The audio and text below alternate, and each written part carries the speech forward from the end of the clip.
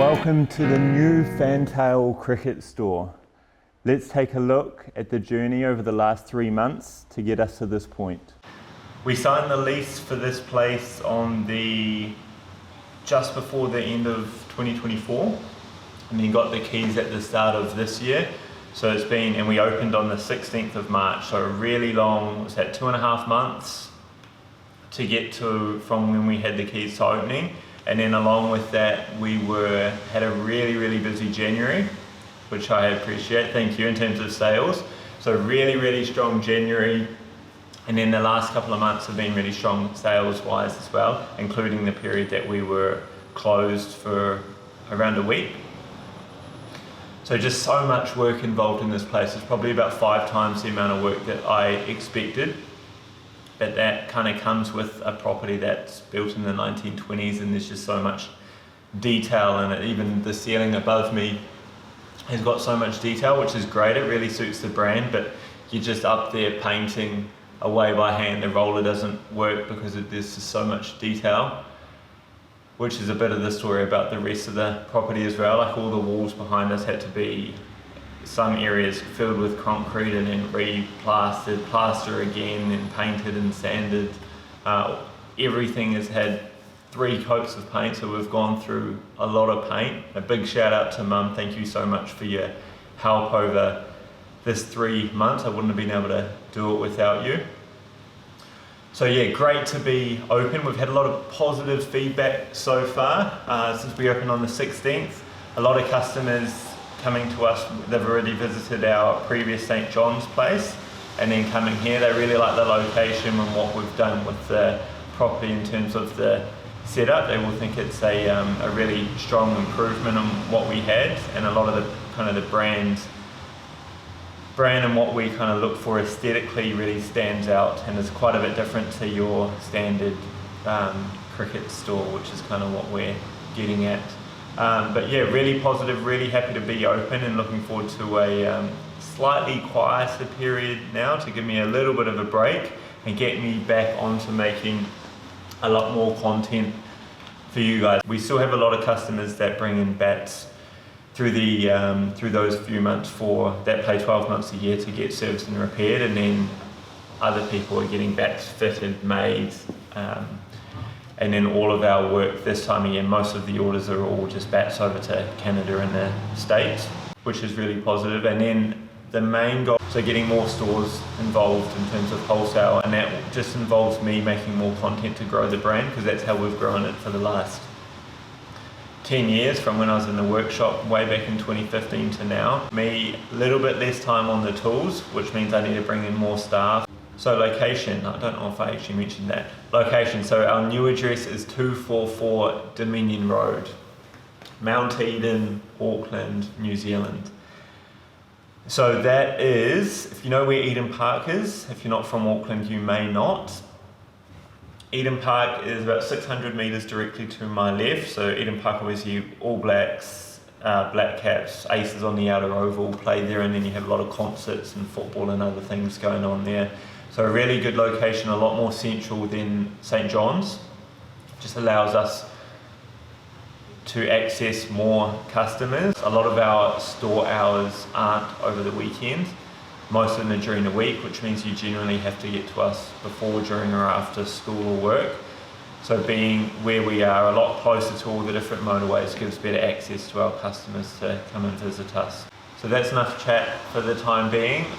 I'm going to give you a quick tour of the retail setup, the middle space, which is your office and bat storage, and then we'll go through the workshop at the back. So starting off with our new bat racks, can hold over double what we used to. The last one was 100. These hold around 140 bats each, I think off the top of my head.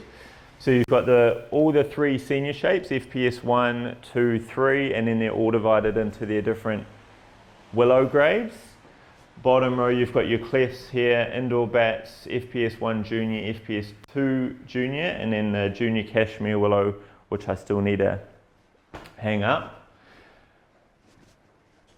All of these bats you can see up behind me are all the ones on the website and our online bat library. So they all have their reference number, which you can then connect back to the website and see them online as well. Really happy with how they turned up. It was a bit sad having to destroy my old one, but it is what it is, and really happy with how the new ones turned out. So you've got, this is kind of your little testing station over here.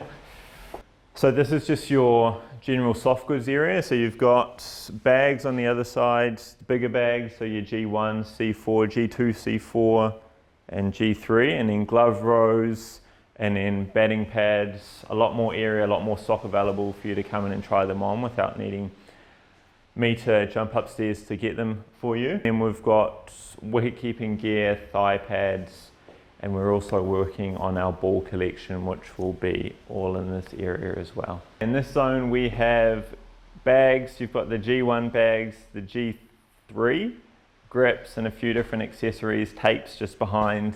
Change room is directly behind you. Clothing range, and then stickers. Obviously all the bats are left blank, so you can choose your sticker option. So you've got the 4 to choose from, and then this is the chill out zone.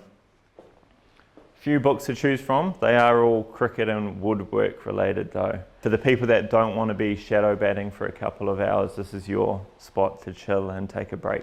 But that's kind of it for the retail zone. You've got point of sales just here, and then behind you we'll move through to the bat storage, office space, and workshop.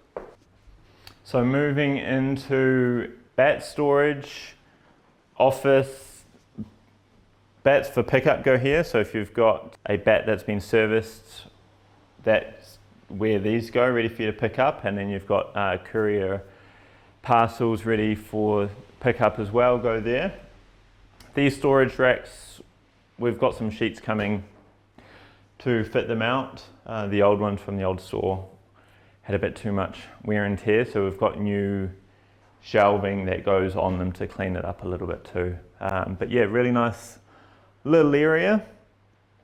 We'll move into the workshop behind us now.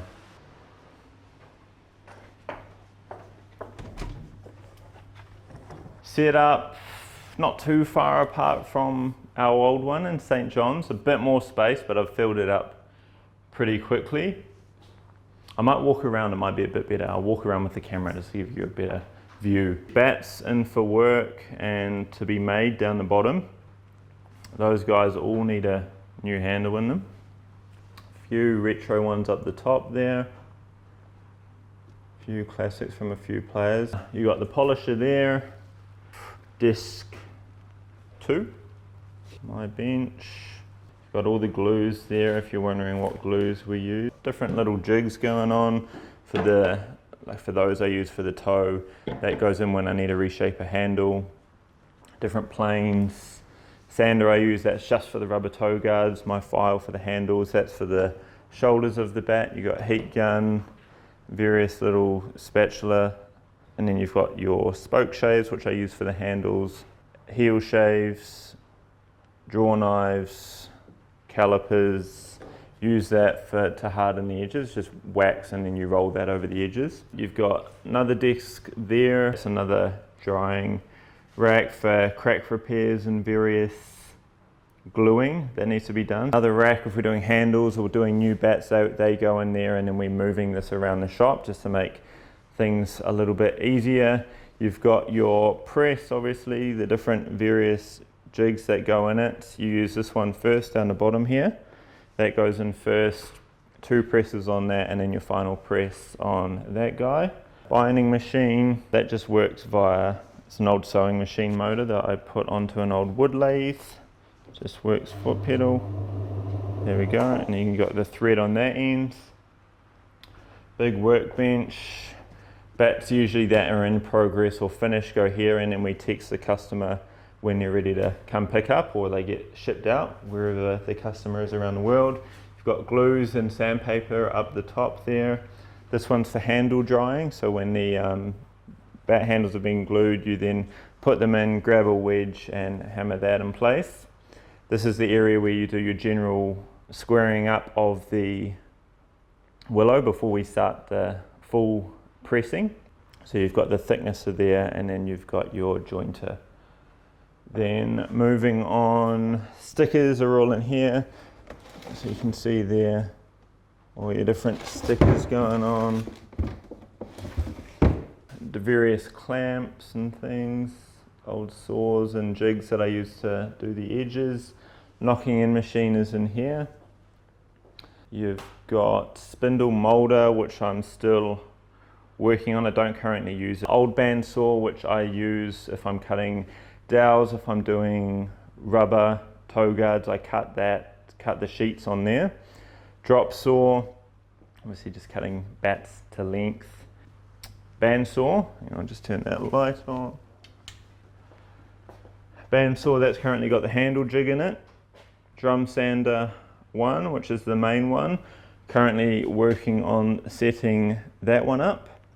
And yeah, that's about it. So out the back there, so you've got roller door there, which leads out to our shared car park space. So you've got Resine is just there, and then Countdown a little bit behind.